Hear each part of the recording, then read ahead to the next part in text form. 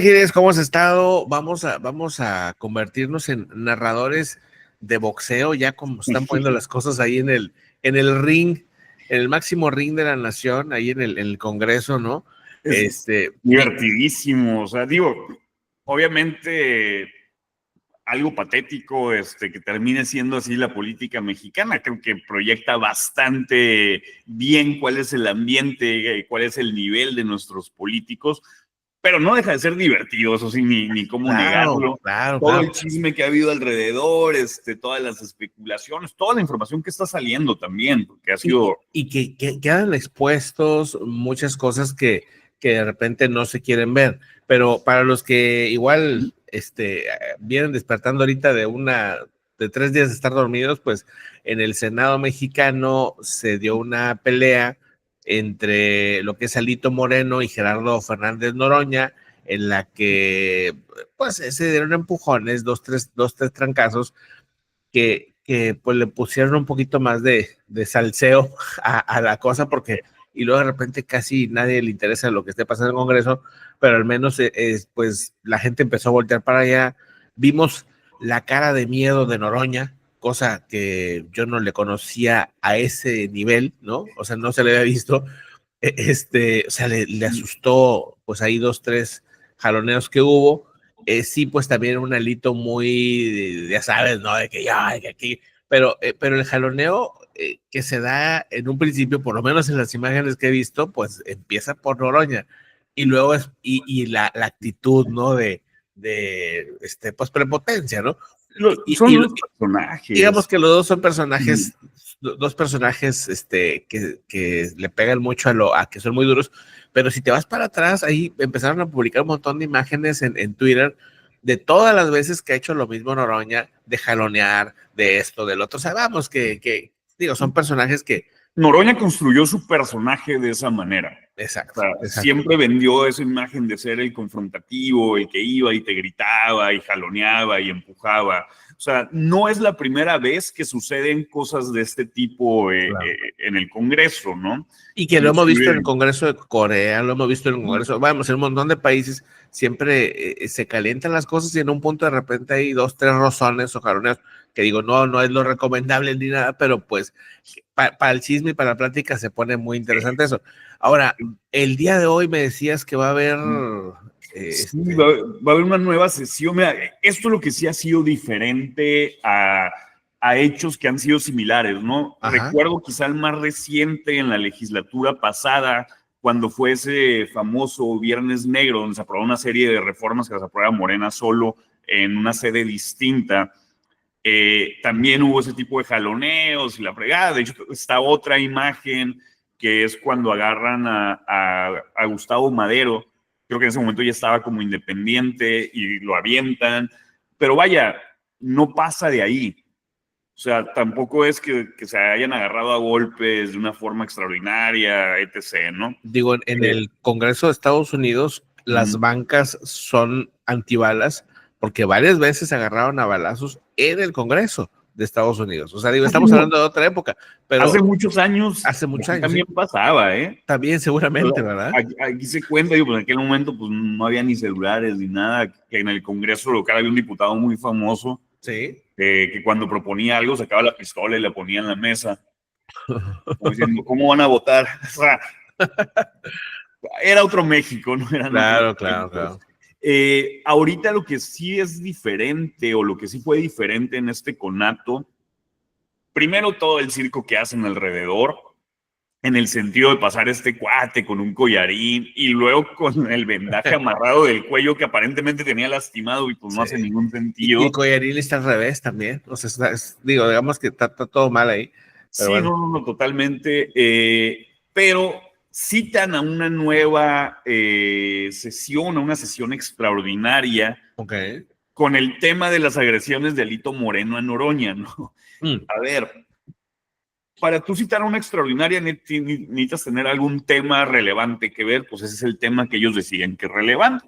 Está bien, aquí se van a dar varias situaciones. La primera, al menos hasta hace unos momentos, tanto Acción Nacional como MC anunciaron que no se van a presentar, ya que esto es un circo que está impulsando Noroña, que es un circo Más que otra cosa, así lo señalan ellos, para evadir y seguir evadiendo el tema de Adán Augusto.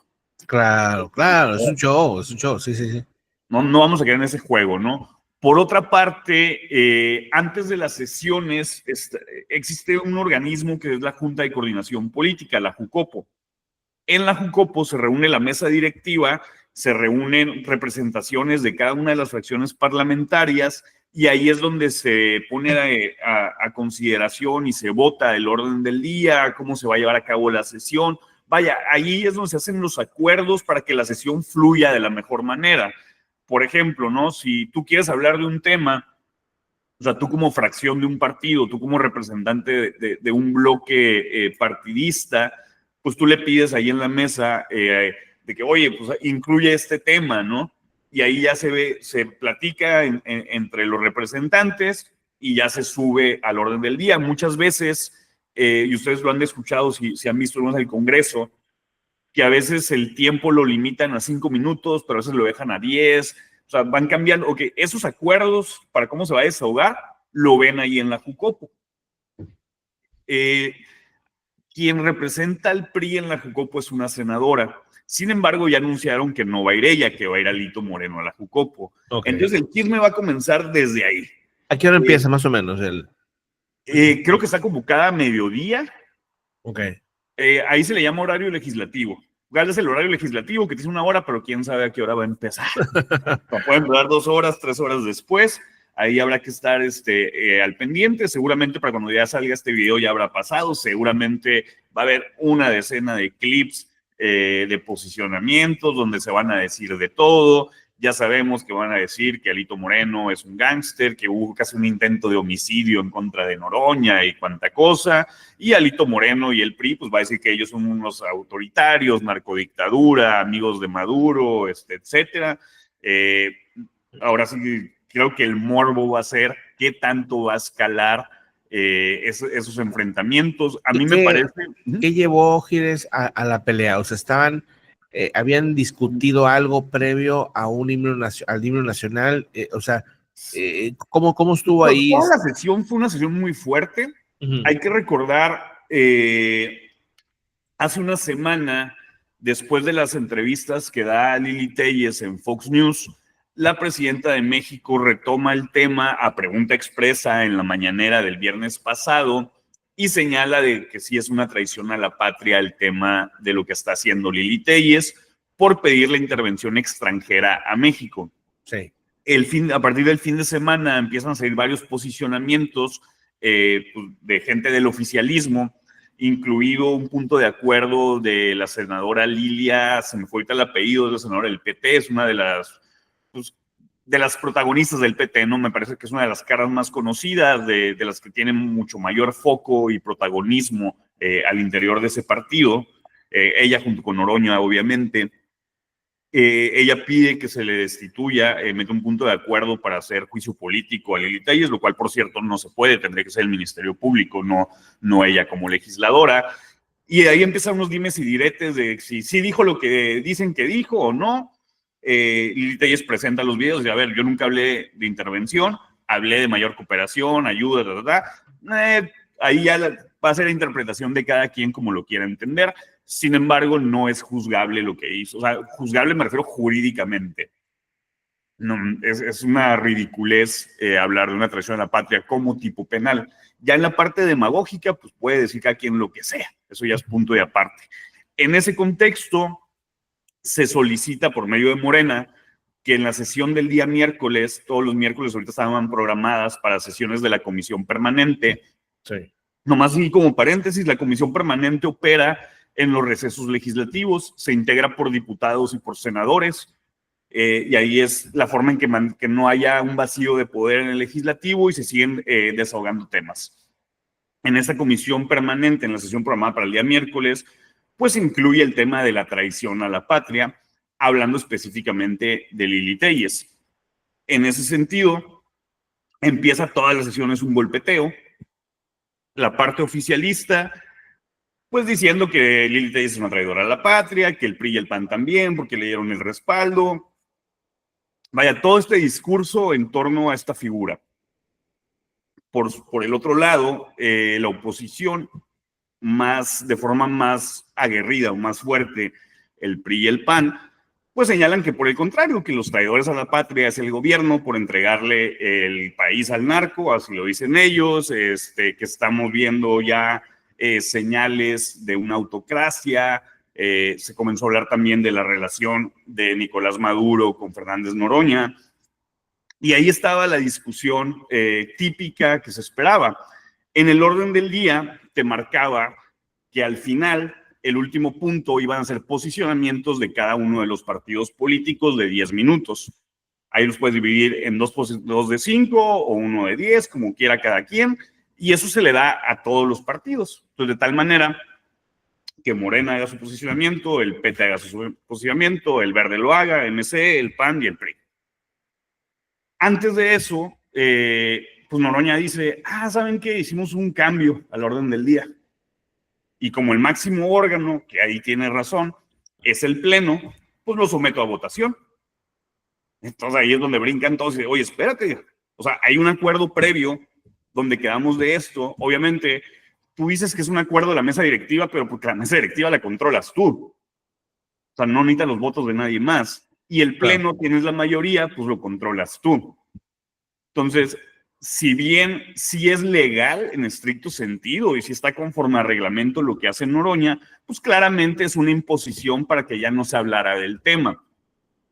Eso es lo que le molesta a la oposición. Y hablo de la oposición porque fue en general el reclamo. Nada más que lo que nosotros vimos o lo que la mayoría ve, ya es esta parte final cuando se cierra la sesión. O sea, el primero que reclama, si no mal recuerdo, es Federico Dorin del PAN. Y es cuando Noroña dice, no, pero yo por eso lo voy a someter al Pleno, que es la máxima autoridad, que insisto, sí tiene razón, pero sabemos pues, que el Pleno básicamente pues, es el oficialismo. Claro. O sea, tiene mayoría y pues... Mayoritean, se aplica la mayoría y tan, ¿no? Entonces, cuando se da ya ese anuncio, se vota, se pasa la modificación, cantan el himno para cerrar, y ahí ya son las imágenes que vemos donde se acerca Alito junto con otros legisladores del PRI y le empieza a reclamar, a decir, oye, había un acuerdo. O sea, ya habíamos tenido un acuerdo que se iba a desahogar este tema, que iba a haber un posicionamiento de los partidos políticos. Alito traía el posicionamiento que él iba a decir. Entonces, oye, pues no chingues, ¿no? O sea, no se vale. Y empieza esta serie de manoteos. Ya lo que es el personaje, por una parte, Noroña siempre ha actuado de esa manera. O sea, sí, de una forma de provocar.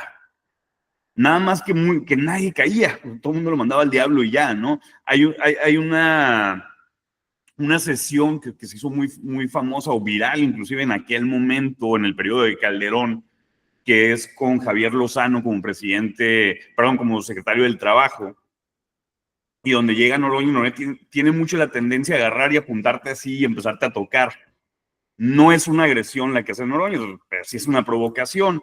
Y en este caso, Alito, que aparte trae bastantes temas alrededor, y creo que es un personaje que está entendiendo la coyuntura, no por un sentimiento patriótico, nacionalista o ético-moral, sino por los intereses personales que tiene, y lo ha sabido capitalizar, y en este caso, pues, no se dejó en lo absoluto, avienta a Noroña, los aparece el otro chavo ese con la cámara, es cuando sale volando, que se ve muy aparatoso, y a raíz de ahí, pues ya empieza todo el chisme y empieza a salir mil cosas.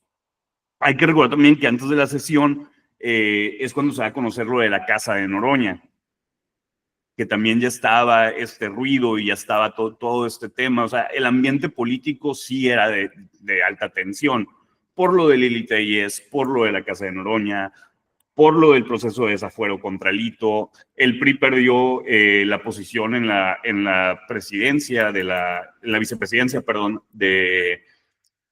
del Senado, dado que un senador del PRI se sale de la bancada del PRI. Ese es el ambiente donde se empieza a gestar todo esto. Se da este conato de bronca, un conato que, insisto, o sea, no pasa a mayores porque también se ha querido maximizar, pero a raíz de eso se viene una oleada de información, de ataques para todos lados, Sí. Por supuesto que sí hay una lógica y sí hay un argumento razonable de Morena, decir, oye, pues la violencia no cabe No es por ahí, un ¿no? delito parlamentario. O sea, obviamente, ¿no? Y creo que siempre es censurable ese tipo de acciones. Claro. Pero por otro lado, pues Noroña, como ha venido ejerciendo la presidencia en el Senado, ha sido de forma reiterada que le niega la palabra a la oposición, que les corta el tiempo y Es otro tipo de violencia también. totalmente. Y bueno, no sé si quieres comentar algo, no sé si viste la reacción de la presidenta al respecto, ¿qué te pareció? O... Mira, a mí, o sea, creo que hace lo lógico en una primera instancia. Ya sí le ha dado el respaldo a Noroña. De hecho, ahorita lo acaba de declarar en la mañanera de hoy. Ahorita, hace ratito lo estaba viendo en Twitter. Hay algo que sí comenta y qué bueno que lo hizo y es el tema del Ministerio Público, porque fue el Ministerio Público al Senado a tomar la declaración como víctimas, tanto de Noroña como el otro chavo, y le empiezan a contestar los colectivos de búsqueda. Oye, no manches, que estos cabrones van los MPs al Senado por un empujón y nosotros batallamos un proceso infernal para que nos tomen las declaraciones. O sea, ¿cómo es posible que le des más condición de víctima a alguien que sufre un empujón que los miles de desaparecidos, ¿no? Claro. Entonces, en ese sentido se pronunció la presidenta de que para ella estuvo mal el que fuera el Ministerio Público, que eran los senadores quienes debían de haber ido a levantar su denuncia, si así es como lo quisieran hacer. El tema se hizo mucho más escabroso porque a raíz de esto le empiezan a rascar y a rascar y a rascar al tema de Noroña. El tema de la casa, por ejemplo, que es un tema que ahorita ya está generando mucha polémica, porque primero, al parecer, pues la declararon con un precio menor del que realmente costó. Yo ahí sí desconozco si me suena lógico que esté con un precio mucho menor. Sí. Digo, por las características que te dicen de la casa y por dónde está ubicado. O sea, es que, Luego, a ver, por el tamaño, yo pues, hablé con mi hermano que es arquitecto, sabe perfectamente los precios. Pues dijo, o sea, sí, no se me hace lógico, dijo, pues, habría que ver, dijo, pero sí no se me hace lógico por el tamaño y metros de construcción, pues como que suena raro. y Que la diga ubicación. y la ubicación, dices que cuesta los fines. Aparte ahora están hablando que no sé si hay, creo que un fideicomiso y Sí, que lo que pasa es que es terreno comunal. es terreno Sí se puede comunal. desincorporar, ojo. Ok. Sí se puede realizar un juicio para la desincorporación, pero lo cual para empezar te sube mucho el valor. Exacto. Segundo, son juicios complicadísimos, son juicios muy tardados. O sea, el tema es raro en el menor, en el menor de los casos, ¿no? Hay un reportaje de la jornada de ya hace algunos años de cómo Noroña se vio beneficiado con despojos que hicieron a los pobladores con medio de una desarrolladora, que es donde está esta casa, ¿no? Okay. Y ojo, es la jornada, no es un periódico de derecha que digas tú que todo la lo trae contra él. ¿no?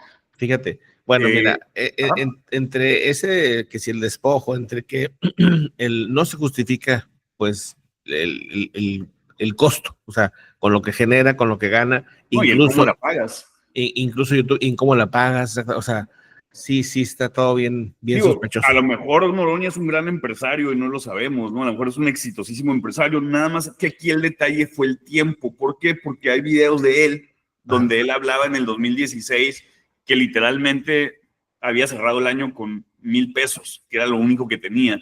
Que tuvo que vender libros para poder comer y toda una serie de discurso de romantizar la pobreza. Y luego pasa a camionetona de Volvo, digo que pues, digo, si es tuyo y lo ganaste con tu dinero está bien, pero claro, que no se justifica con lo que está ganando ni en el Senado, ni en el YouTube, ni en nada. Sí. Ahora, yo siento que lo del jaloneo y lo de la provocación, pues para mí era para borrar este quemazón de los 12 millones y todo eso. O sea, como que para mí es como que se olviden del tema ese y una cortina de humo para... Pero pasó ¿no? totalmente lo contrario. O sea, y aparte... ¿Tú crees, Noroña, ¿Tú crees que sí está hablando? Es que yo, mira, me di una revisión a todos los medios, así había y por haber. Ningún periodista le pregunta sobre su casa. O sea, todo el mundo le pregunta que si la pelea y que si no pelea. Y luego aparte él se victimiza y todo, no deja hablar a los periodistas. Entonces, pues bueno, básicamente... está el caso que también así empezó, y también fue un tema en la sesión, el tema de Azucena Uresti. Sí, sí, sí.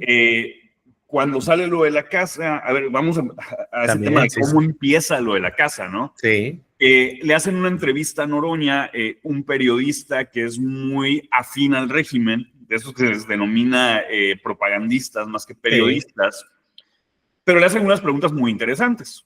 Y entre ellas le pregunta sobre este discurso de la derecha de que hay un narcorrégimen y un narcogobierno. Y Noroña dice, a ver, dice, el dinero no se puede esconder, dice, si tuviéramos un pacto con el narco, tuviéramos unos caserones. Y es a raíz de eso que publican lo de la casa, que está en su declaración patrimonial. O sea, no es que hubo una investigación bien, no, está en su declaración patrimonial. Él dice, a ver, yo tengo una casa de 1,200 metros que me costó 15 millones de pesos y la saqué con un crédito. Eso lo presenta él en su declaración patrimonial. Este periodista agarra la declaración patrimonial, pone la entrevista de Noroña con el pedazo donde dice, si tuviéramos un pacto con el narcotráfico, tuviéramos caserones, y le dice, oye, 1,200 metros y 15 millones es un caserón. Claro. Entonces, después de eso, él hace el día martes una rueda de prensa donde se empieza a justificar y dice pues, que no, que nada que ver, que es una casa que él tuvo por un crédito, que nomás costó 15. Ya empieza a hacerse bolas él y empieza a atacar a periodistas y empieza a decir, no, dice, pues a ver, Azucena Uresti tiene una casa en Reforma 77, tiene un departamento que vale más de 15 millones, ¿por qué no le dicen algo a ella? Azucena Uresti el día miércoles en su programa le contesta. Sí. Y le dice, de hecho, su respuesta me pareció muy fuerte, pero muy acertada. Le dice, a ver, para empezar, ¿me está espiando? O sea, ¿mandó a alguien a investigarme? Claro. ¿Tengo que sentir miedo de que usted, el presidente del Senado, mande a investigar a un periodista?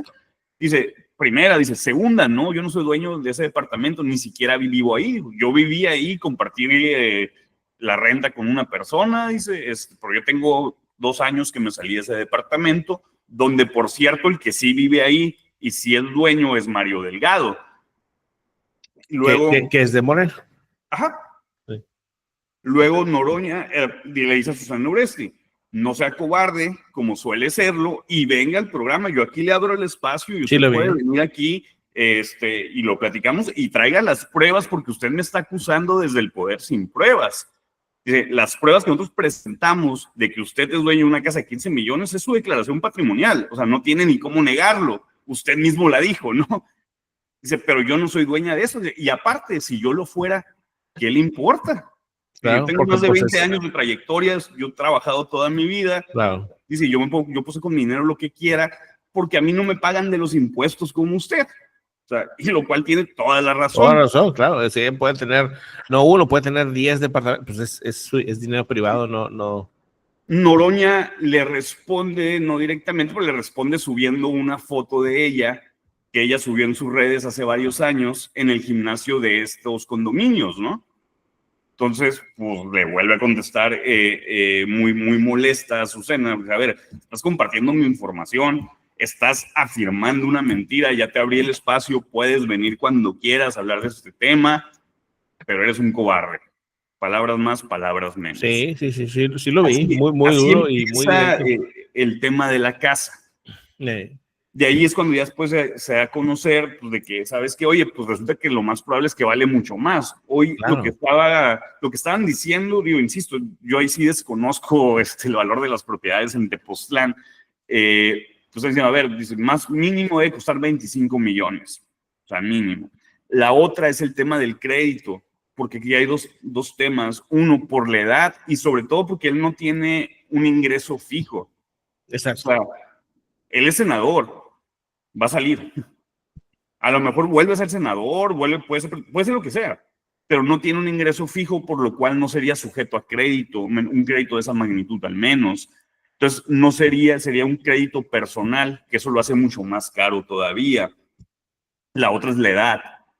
O sea, una persona de 65 años difícilmente le van a dar un crédito a 20. O sea, no empieza a hacer mucho sentido. Luego, es esto que se habla, pues, de que es una propiedad comunal, que tienes ahí la nota de la jornada, de que fue hecho con despojos ilegales. Luego tienes esta parte de los ingresos, de dónde han venido, cómo se dieron. Aparece lo de YouTube y hay por ahí una investigación del 2023 de un periodista que hizo un análisis de los superchats que le llegan, ¿no? Sí. Entonces hay un patrón de algunas cuentas que le donan alrededor de entre 100 y 150 dólares diario. Imagínate si estás. Entonces, a ver, ¿Quiénes son? ¿cómo, no? O sea, no hace sentido. Luego cuentas que se cambiaban de nombre, pero eran las mismas que le estaban donando, ¿no? Exacto. Ahí empieza, y ojo, aparte que es ilegal. O sea, él como servidor público, por la ley de responsabilidades de la Administración Pública Federal, pues no puede recibir este tipo de donaciones. O sea, ahí hay una ilegalidad, pero la otra sí es de llamar la atención ese comportamiento. Digo, a lo mejor hay fanáticos que lo quieren, lo aman y lo adoran y todos los días le quieren pagar ciento y tantos dólares. Puede ser. A mí se me hace raro en el menor de los casos. Y esto se controvierte mucho porque la propia WIF ha realizado ya investigaciones contra algunos creadores de contenido, youtubers, sobre todo en el tema de narcotráfico, que aparentemente, así lo dice la WIF, lavan dinero a través de YouTube, o sea, donde les empiezan a llegar donaciones, y les empiezan a llegar donaciones para ese dinero ya poderlo legalizar, poderlo lavar y lo regresan. Y que ha sido el caso de varios youtubers que están señalados. Son creadores de contenido muy específico que glorifican el narcotráfico de una u otra manera. No hablo de periodistas, no hablo de contenido que da la nota, no, sino de estas personas que le dan seguimiento distinto, ¿no? A este tipo de temas. Los propios en Estados Unidos, con las investigaciones que ha habido, también se está hablando de eso, de cómo se está lavando dinero a través de las plataformas para los carteles de Jalisco y de Sinaloa. Ojo, no quiere decir que sea lo que está haciendo Noroña, pero sí pudiera ser, o sea, quizá no he lavado dinero con el narco, quizá, o más bien para mí, pues sí sería, alguien se está mochando y la forma que encontraron de hacerlo, que no se vea y que lo pueda cobrar de manera limpia, pues es por medio de YouTube y por medio de los superchats. Pues sí, puede ser. Oye, y ese ataque constante al periodismo, o sea, el caso de Uresti no es el primero, o sea, que últimamente los políticos de diferentes áreas o andan demandando a periodistas o andan demandando, o sea... Mira, en el caso de Noroña sí ha sido una constante siempre. Sí, o sea, sí. Ahí sí ni como... O sea, no podemos decir que cambió él su actitud, porque es la de siempre, de toda la vida, y sobre todo contra el periodista. Obviamente, y creo que lo recordabas muy bien ayer, o sea, para mí todavía lo más asqueroso es cuando hace que un ciudadano vaya y se disculpe en el Senado. Sí. Eso me parece lamentable. Este tipo de ataques tristemente se han generalizado, se han vuelto mucho más comunes. Lo estamos viendo casi ya en todos los estados. El caso más polémico, más conocido, fue el del dato protegido. Pero el caso de Laida Sansores y tener un censor judicial que revise las notas antes de publicar, me parece todavía aún peor. O sea, es un escándalo brutal. Aquí en Baja California se vio que una periodista cuestiona una doble licitación que hace el gobierno de Baja California para un tema hídrico, donde a quienes ganan la licitación lo quitan, ponen una empresa y una empresa que está sancionada y que está siendo investigada por relación con el narcotráfico. A la empresa que había ganado le pagan una especie de, entonces fue el nombre, una reparación del daño, porque hay otro nombre, ¿no? O sea, así como pasó con el aeropuerto, de oye, pues no vas a hacer tú la obra, pero pues te voy a pagar para que no me demandes. O sea, ahí hay un doble pago que está mal. Y lo que hace la gobernadora es que la mandan citar a la periodista a la fiscalía para que vaya a declarar. Imagínate. O sea, ahora la periodista creo que lo hizo muy bien porque exhibió que, pues digo, ok, pues ella fue y le pidió la documentación a la Secretaría de Hacienda del Estado para decir, oye, pues dame la documentación de tu proceso de licitación. se la negaron y eso lo dejó asentado en la fiscalía y le responde también de una forma muy divertida, ¿no? Dice, oye, pues para mayor información pregúntenle a la gobernadora, ¿no? A ver, vengan y cítenla a ella. Claramente es una forma de amedrentar al periodista. Y insisto, y en un país donde tenemos altos números de violencia contra los periodistas. Aquí en Mexicali acaban de golpear a un periodista afuera de llegar a las instalaciones de su trabajo.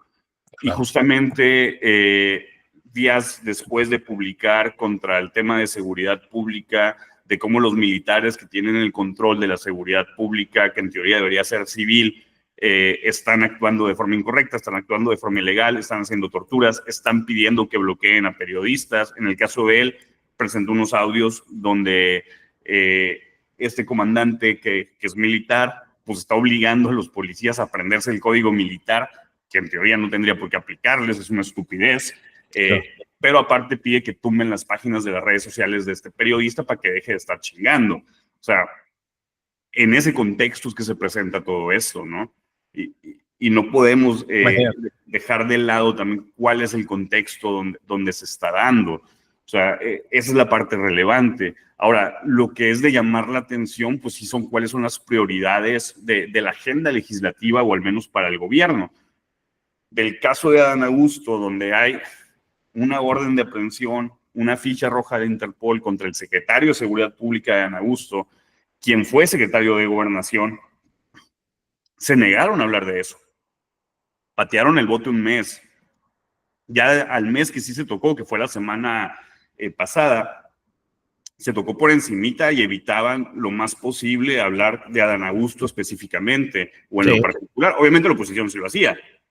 Y Morena salió a decir, ¿no? El respaldo total a Adán Augusto, le dieron ya... ¿Recuerdas que cuando recién salió el tema hablábamos mucho de eso, ¿no? De qué iba a pasar, si iban a respaldar o no a este personaje? Pues ya en ese mes operaron lo que tuvieron que operar y en ese mes ya le dieron abiertamente el respaldo a Adán Augusto. Exacto. Y ese es un tema para el cual no se hizo una sesión extraordinaria, que para mí claro que lo ameritaba, pero de este tema de un empujón sí.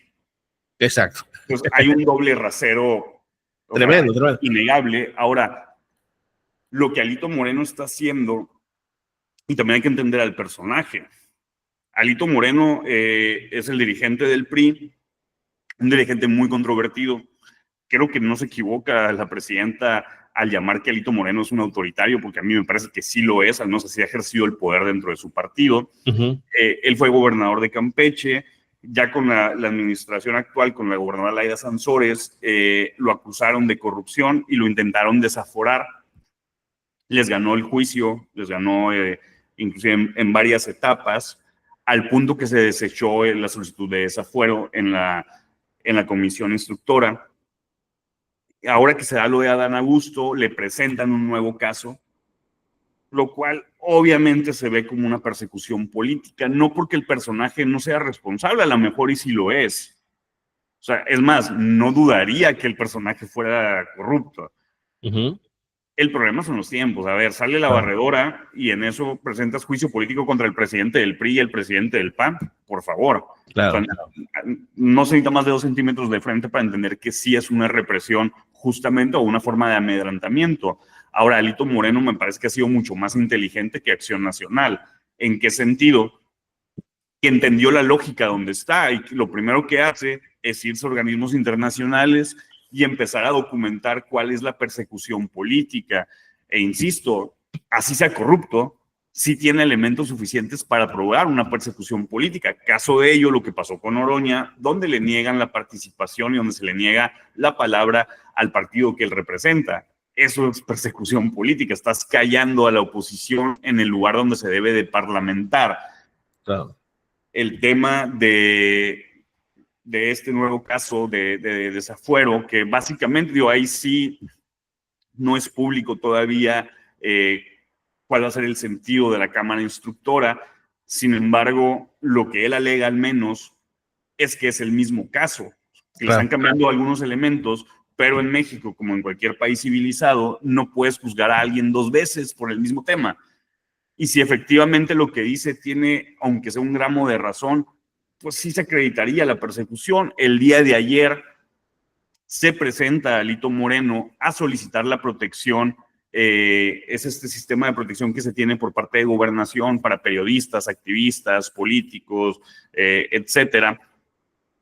Ha sido muy criticado Alito, o sobre todo pues, por un ala que dice, oye, ¿cómo estás pidiendo esa protección? Pero hay una lógica detrás de ello. La está pidiendo una para que se la nieguen, para ir a presentarla a organismos internacionales y decir, ve, aquí está cómo me han amenazado, aquí está la persecución que estoy sufriendo, aquí está mi solicitud, o sea, estoy agarrando las vías formales, institucionales, y aquí está la respuesta del Estado negándola una y otra vez, ¿no? Entonces, él ya está comenzando a delinear muy bien una narrativa, y es la narrativa de la narcodictadura, y es la narrativa de la autocracia, que si bien no podemos decir que somos una dictadura, estamos lejísimos de serlo, sí hay muchos indicios de que para allá nos estamos acercando. Y dictadura no entendida como una Corea del Norte, pero sí entendida como un partido hegemónico, como un partido que controla todos y cada uno de los aspectos de la vida pública. Ya va a controlar a partir de este lunes los 3 poderes, ya no existen los organismos autónomos, ahora viene el tema de la reforma electoral que ya más o menos podemos predecir hacia dónde va. O sea, esa es la narrativa que él ha estado buscando construir y le están dando todos los elementos para hacerlo. Claro, claro. Y luego, sí, o sea, estamos viendo entonces, Gires, que ya está preparando por decir, su camino para exponer a nivel internacional, pues, ciertos defectos, digamos, del sistema de lo que estamos viviendo ahora mismo. Digo, sin que eso lo vuelva, por ende, un político ejemplar, ¿verdad? O sea, pero son verdades que no son excluyentes. Exacto. O sea, ojo. Exacto. O sea, Alito puede ser la peor persona del mundo y puede tener razón en lo que está denunciando. No es excluyente, o sea, o no necesariamente. Morena puede tener razón en que Alito sea un corrupto, pero eso tampoco quiere decir que entonces Morena está actuando de forma correcta o que no está haciendo una persecución política en contra de Alito. O sea, claro, son cosas que no se excluyen mutuamente. No, pues hay que recordar solamente cuando inicia el chavismo en Venezuela, y a todos quizás se nos sorprendía, pero que era muy común ya empezar a ver opositores que venían a México a hablar y decir, oye, está pasando esto en Venezuela, ¿no? Y quizás al principio no se tomaban tan en serio, tan en cuenta. No, pero fueron acercándose a los organismos internacionales, que siempre son lentísimos y burocráticos, pero empezaron ya a que el foco se fuera hacia Venezuela, decir, hey, lo que está pasando en Venezuela no es normal, y eso pasó desde Chávez. Sí. Se profundizó mucho más con Maduro, pero desde Chávez ya veíamos a los primeros opositores, mucho antes de María Corina, mucho antes de Capriles, mucho antes de Guaidó. O sea, los primeros opositores que salían del país y decían, hey, volteen a vernos, o sea, lo que está pasando no es normal, nos estamos acercando a una dictadura. Ese es el rol que está intentando jugar Alito Moreno. Ahora, para él es un rol muy inteligente para sus intereses, porque también es una forma de impedir que el gobierno pueda proceder en su contra. O sea, él se está escudando bastante bien en el sentido, si mañana desaforan a Alito y lo meten a la cárcel, todo lo que dijo ya se comprobaría. Claro. Efectivamente habría una persecución política. Entonces, me parece que el cuate está entendiendo la lógica de cómo combatir para sus intereses personales, quizá, pero está entendiendo la lógica de cómo combatir al poder, de cómo combatir al sistema, y lo está haciendo bastante bien, porque incluso así que sea totalmente censurable el que se agarra empujones con otro senador, estoy seguro que es la primera vez que el PRI en años subió en preferencias. Sí, seguramente.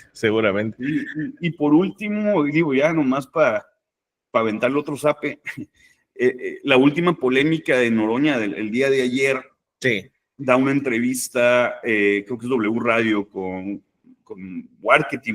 Ah, sí la vi, sí. Donde básicamente dice, él acusa que la revictimización que están sufriendo es igual que el que sufren las mujeres violadas, cuando les dicen, pues es que así va vestida. Güey, o sea, el nivel de este personaje sí está de locura. Sí. O sea, él compara lo que le pasó con la victimización o con una situación de una mujer que es abusada. O sea, es tremendo. ridículo, o sea, y es esta parte de la víctima siempre soy yo. Uh-huh. O sea, sí es de un nivel de psiquiatría, y en ese contexto, después de toda esta letanía, es la sesión que se va a llevar a cabo ahorita en unas horas. Ya. Se pronostica que no aparezca, que no asista ni MC ni el PAN, que me parece una idiotez. Creo que es cuando más deberían estar. Claro. Totalmente. O sea, entiendo que hay sesiones donde está válido no ir. O sea, y en verdad, hay sesiones como esa del Viernes Negro. Era mucho mejor que no fuera la oposición, justamente para señalar. O sea, ya sabías lo que iba a pasar en una votación, ya sabías cómo iban a mayoritear, pero fue la forma en señalar todo el cochinero y dar el mensaje de, güey, háganlo ustedes solos, no nos vamos a meter en esto, ni siquiera asistiendo. Pero lo de ahorita, donde no se vota absolutamente nada, donde es un tema esencialmente político, donde es un tema de posicionamientos, donde es un tema de evidenciar ambas posturas en choque, me parece muy timorato, tanto del Movimiento Ciudadano como del PAN, el no presentarse. Claro. Creo que aquí que es el espacio justo donde se permite el discurso político, donde la demagogia y la retórica sí es válida, porque son posicionamientos, no estás hablando de votaciones. Y ahí es donde tendrían que salir a denunciar todo lo que haya que denunciar. Y ahora, creyendo en la astucia de Alito Moreno y en el contexto de esta visita de Marco Rubio el día 3 de septiembre, pues supongo que ahora el tema lo va a ligar de esta relación insana, como él la denominó, entre el presidente del Senado, Fernández Noroña, y el dictador de Venezuela, Nicolás Maduro. Y hablando de eso, Gires, y para ir cerrando el tema, hoy se nos fue con puro Noroña, pero viene Marco Rubio a México y va a Ecuador también. Y va a hablar de dos temas, básicamente, que es pues el tema del terrorismo, el narcoterrorismo, de todo este asunto, y también pues la idea de hablar sobre pues temas de migración y cosas así. O sea, básicamente es puro tema de seguridad. No sé si también de economía vayan a tocar el tema, pero sí al menos esos dos asuntos los van a tratar enfocándose más pues a colaboración, ¿no? A colaboración entre países en un momento en el que se está poniendo muy alta la presión hacia Venezuela y con más razón, pues esta reunión de hoy es importante porque pues más allá de que se posicione, que si se pelearon y que se empujaron y que no, pues aquí pudiera venir también una exposición más clara de cómo algunos políticos mexicanos están muy relacionados a Maduro. Sí, totalmente. A ver, y se hace el anuncio, se va a anunciar en esta visita de Marco Rubio el acuerdo de seguridad que se viene trabajando en los últimos meses entre ambos gobiernos. La propia presidenta ya lo había manifestado cuando fue el tema de la DEA, de la Operación Portero, que decía, no, nosotros estamos trabajando con el Departamento de Estado de los Estados Unidos en un acuerdo bilateral de seguridad, obviamente respetando la soberanía, no intervención y toda la letanía de siempre. Sí. Pero que hay una construcción de un acuerdo que ya estaba por concluir, el detallado, ¿no? Ahora viene Marco Rubio ya a la firma del acuerdo. Ahí hay un tema que hay que ponerle mucha atención, que es el tema de los datos biométricos. Sí.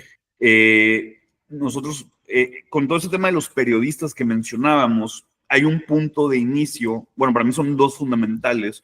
Uno es el cambio en el Poder Judicial que ahora inicia este 1 de septiembre, ya es cuando se cambia el Poder Judicial como lo conocíamos y entra esta nueva quimera que toma posición en septiembre.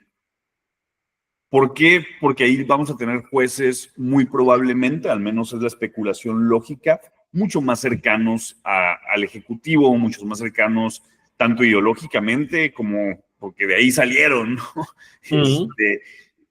Y la otra lógica del tema del acoso a los periodistas fue la serie de leyes que se aprobaron hace unos 2 meses, que fue conocido como la ley censura, pero que en realidad eran 8 cuerpos normativos que tuvieron varias modificaciones, y entre ellos es la creación de una plataforma única de información poblacional donde tomarían todos los datos públicos y privados que tengan las compañías, por ejemplo, telefónica, de servicios, etcétera, como los que tenga el propio gobierno, la nueva CURP, que sería con datos biométricos, y todo esto se concentraría en una sola plataforma que tendría a su cargo la Dirección de Innovación Tecnológica, algo digital, no me acuerdo bien el nombre, la que lleva Pepe Merino, pero pues la centralizaría el gobierno federal, ¿no? Okay. Y tendría todos nuestros datos, inclusive la geolocalización en tiempo real.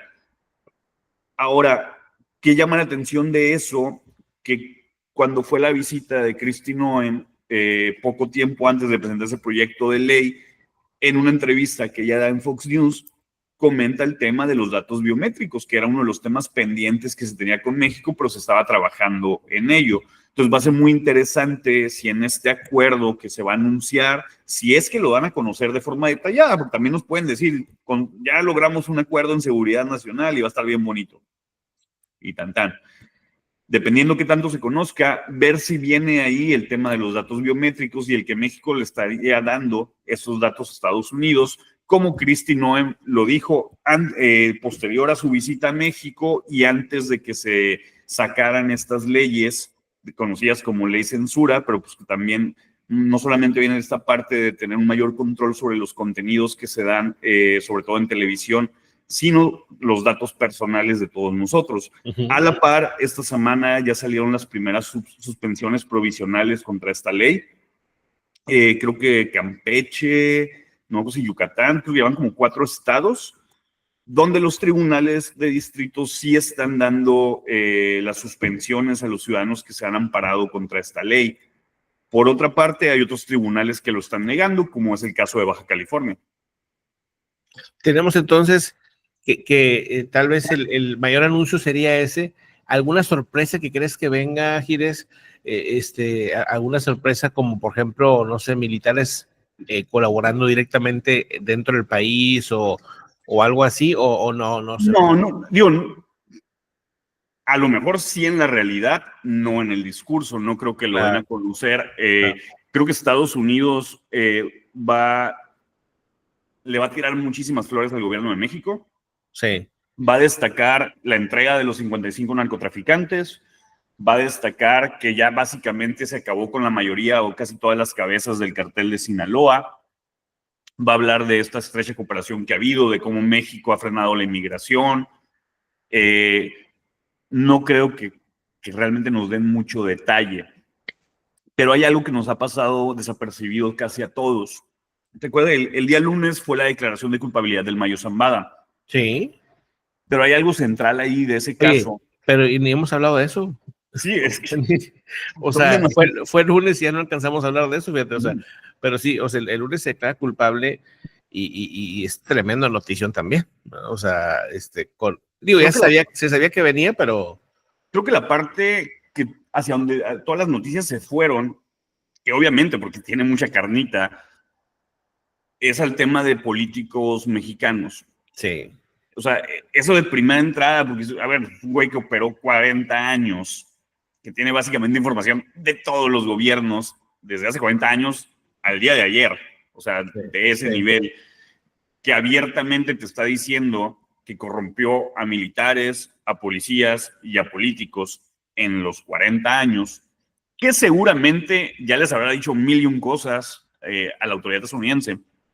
Pero hay un tema central que es donde creo que está ahorita puesta la mayor atención de los Estados Unidos, y no es ni López Obrador, ni es Calderón, y es Nicolás Maduro.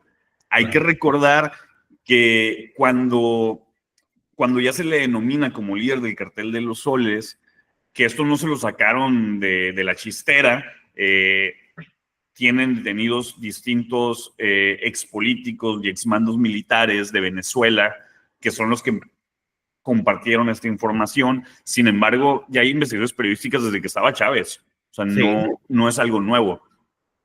No, desde el 91 me parece que es la primera mención que hay de ese cartel, 91, 93 por ahí, o sea que ya tiene rato el tema, sí.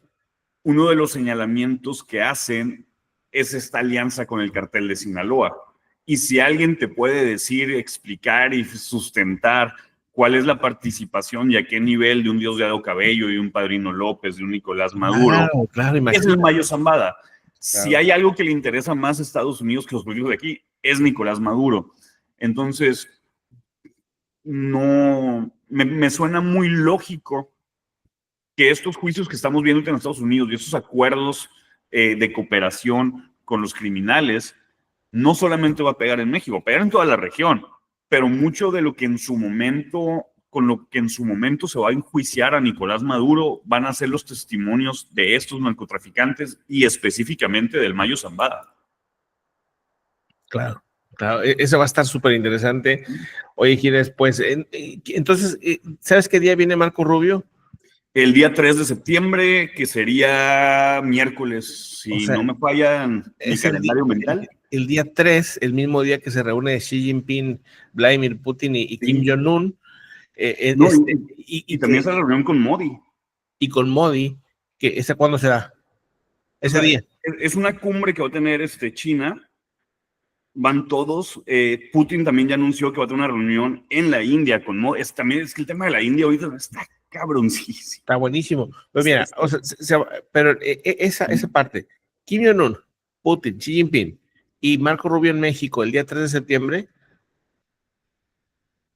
está ideal para que el 4 o el 5 se dé la operación en Venezuela. O sea, que me parece muy pronto, pero sí sería ideal en el contexto político. O al menos a partir de ahí, en adelante, digamos que no sin dar fechas, sino digamos que a partir del 3, porque no lo van a hacer antes, porque se la pondría muy facilita para que Xi Jinping y Putin y todos digan algo en conjunto, ¿no? Sí, y sería un error. Sería un error, sí. O bueno, salvo que quieras que lo hagan. También puede ser.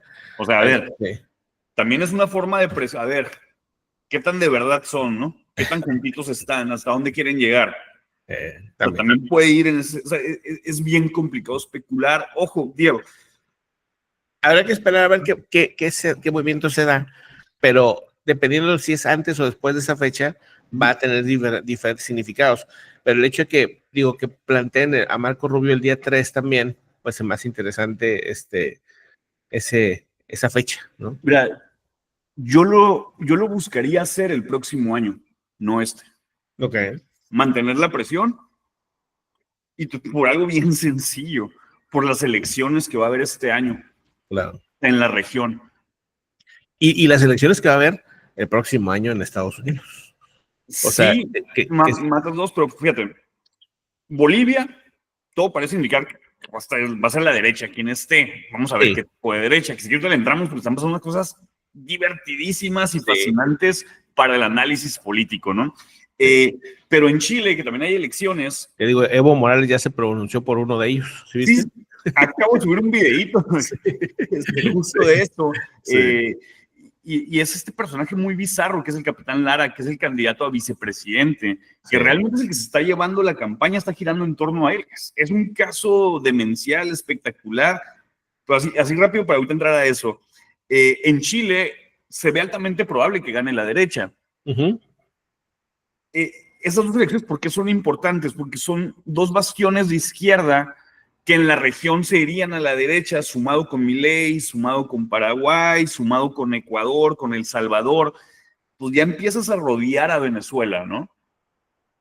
Si la intervención o la salida o en los términos que se dé en contra de Maduro se da antes de esto, si manejan una narrativa o una estrategia de marketing buena, y me refiero a la izquierda, le puede dar la vuelta a las elecciones. Te puede cambiar muchísimo el cómo se dan las elecciones de estos países.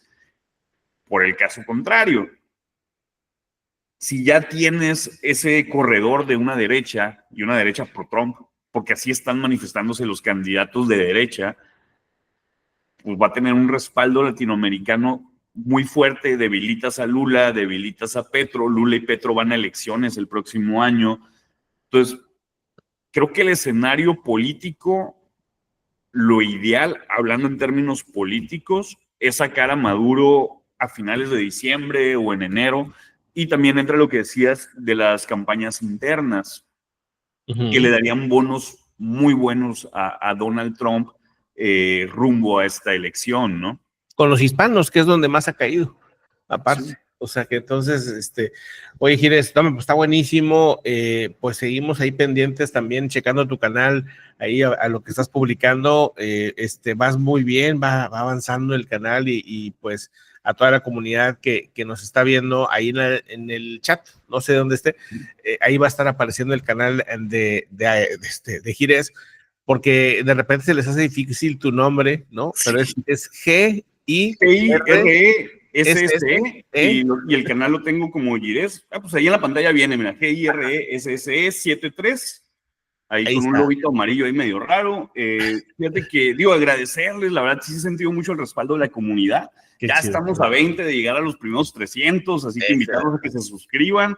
Por ahí agradecer, mandarle un saludo muy especial a Fernando Arce. Por ahí nos hizo un encargo en cratología de hablar ahí del Marqués de Sade. La próxima semana le vamos a entrar al tocador.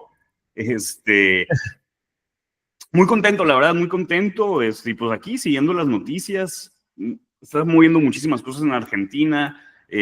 Ahora con con Nato que tuvo Milei, pues también se ha metido en broncas el tema de los audios con Español por el tema de probable corrupción con la farmacéutica suizo-argentina. Está durísimo, pero durísimo. La intervención a los bancos y corralote que pareciera querer hacer, muy distinto al discurso y a lo que vendió en campaña. Eso le puede ser contraproducente. Ahí yo creo, la verdad, que no le va a alcanzar a pegar tanto, en el sentido que lleva muy poco tiempo en gobierno. Creo que todavía tiene bonus de confianza, ¿no? Sí. Pero está en caída libre. O sea, está cabrón. Y luego, pues de aquí a octubre falta mucho, aunque pareciera poco. Sí. La elección de Chile se está poniendo muy, muy interesante. Hay un fenómeno ahí muy extraño.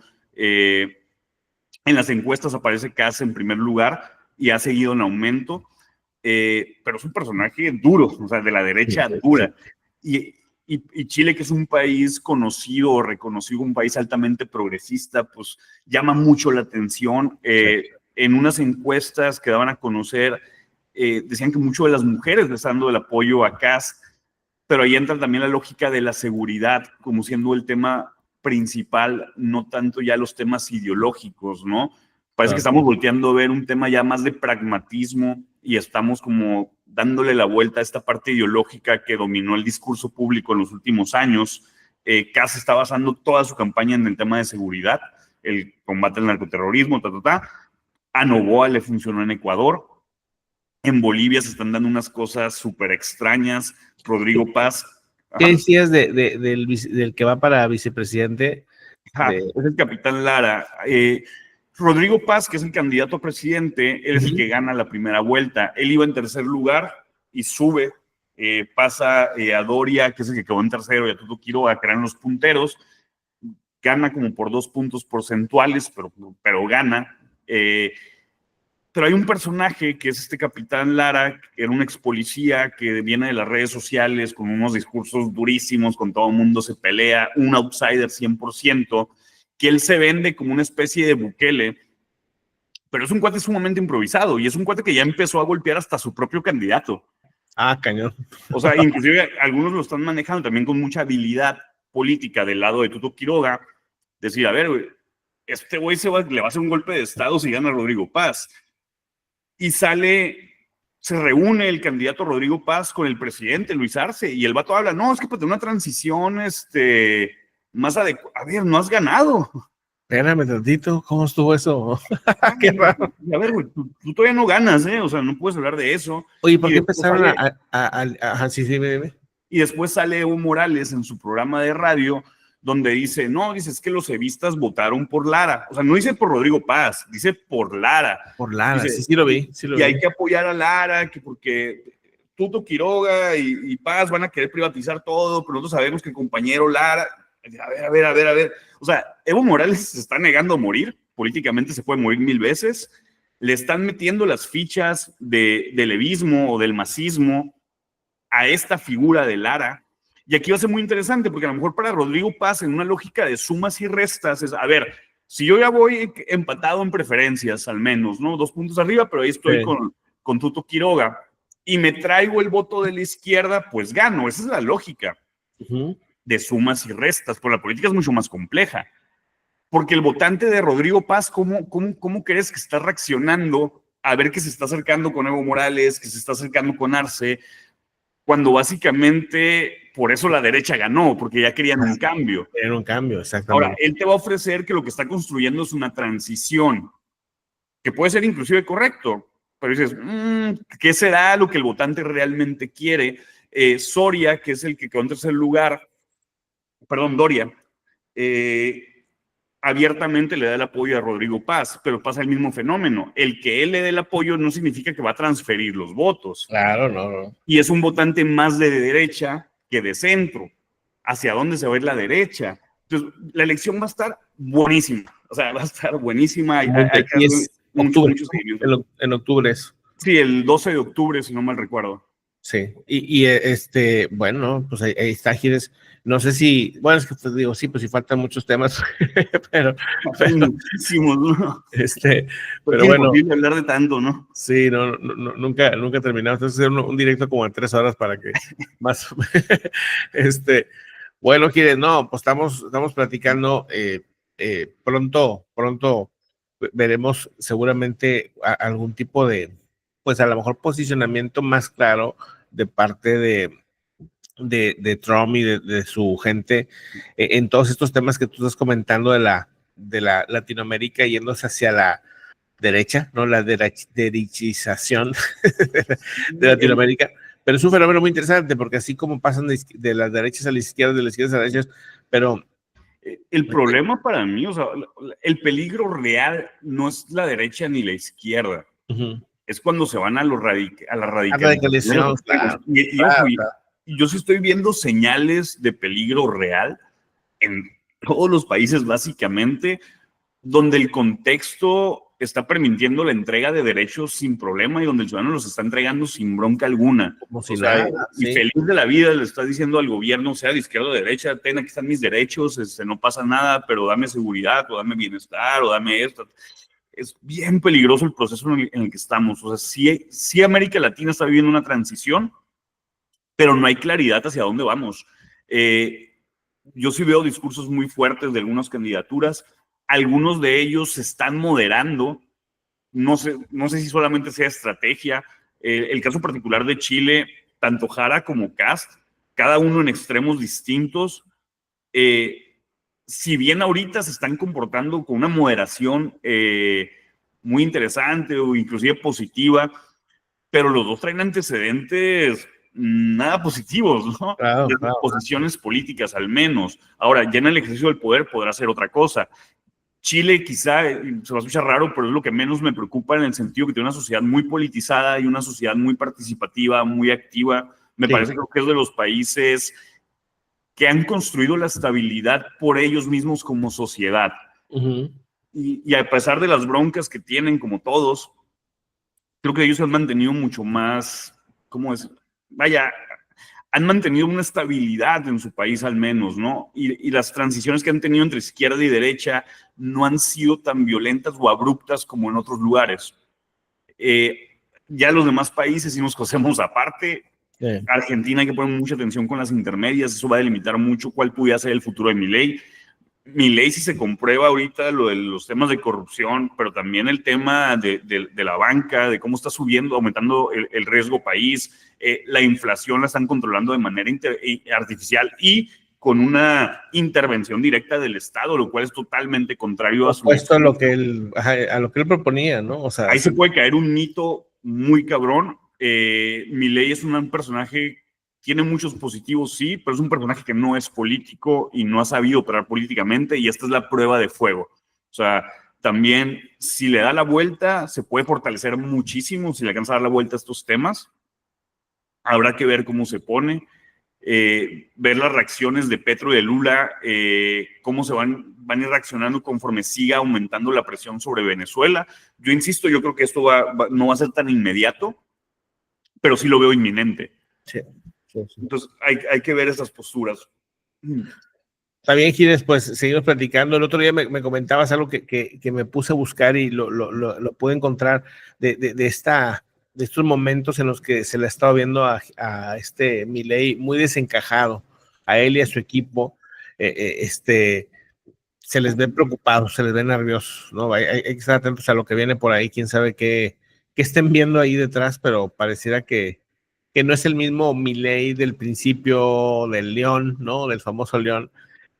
Pasó de León a Gatito, al menos así se ve ahorita. Insisto, así ahorita, sí. Va a depender mucho también de los resultados electorales, no tanto por las consecuencias que trae el legislativo, que claro que tiene unas consecuencias directas entre si van a pasar o no van a pasar las reformas que vaya planteando, los presupuestos, etcétera, pero sí esta parte de un fortalecimiento político o que se desinfle totalmente, ¿no? O sea, una derrota para Milei ahorita puede ser muy dura. Ahora, hay que recordar, Milei y su partido tienen 2 años apenas, o sea, sí, es un partido reciente y es un partido que en realidad nunca ha perdido, o sea, y nunca ha perdido, me refiero, claro que ha perdido elecciones, pero me refiero que nunca han tenido una derrota fuerte, una derrota moral, una derrota como la que pues, probablemente pudiera llegar a tener en esta intermedia. Yo veo difícil que tengan una derrota catastrófica, insisto, porque lleva muy poco tiempo en el poder. Sí, siempre. Porque también no es como que haya muchas opciones, ¿no? O sea, no veo tampoco a los argentinos, a los que no están ya dogmatizados o sectarizados, no los veo diciendo, que regrese el kirchnerismo. No. Y los otros partidos, ya sea el PRO, ya sea el otro partido peronista, se ven muy pequeños todavía, o sea, no sé, una competencia directa. Y si es un referéndum entre el kirchnerismo y el mileísmo, yo creo que ahí Milei sí se va a imponer, al menos en esta, pero sí se puede empezar a ver la debacle y el cómo se empieza a desinflar este personaje. Y eso ya lo vamos a ver en el futuro próximo, y sobre todo ya en los años subsecuentes a la elección. Pero aquí va a haber como el primer síntoma de qué está pasando o qué pudiera pasar con este personaje y esta otra forma de gobernar. Claro. Buenísimo, pues vamos a estar atentos a ver qué pasa con el experimento en Argentina. Un enorme saludo, Gires, a toda la comunidad. Muchísimas gracias por estar aquí con nosotros, por acompañarnos. Y pues nada, seguimos platicando, Gires. Próximo viernes aquí estamos. Gracias. Y saludos a todos y pues ahí los esperamos en el canal. Buenísimo, ahí está. Saludos.